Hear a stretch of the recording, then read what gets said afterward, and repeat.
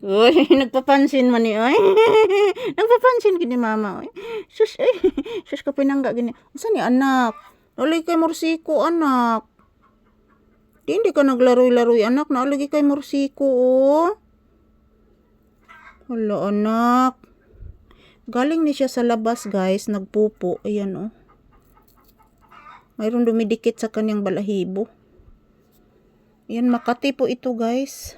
Makati po ito. Galing siya sa labas, nagpupo. After niya nagpupo, bumalik agad, then pinakain ko. Kasi tapos na naluto yung aking tinulang manok. Nilagyan ko po ng papaya guys. Kasi paborito po ni Papi yung tinulang manok din. Paborito niya ang adobong manok guys. Adobong baboy, paborito niya. Pero paborito din niya ang may sabaw. Yung may sabaw na paborito din niya ni Papi.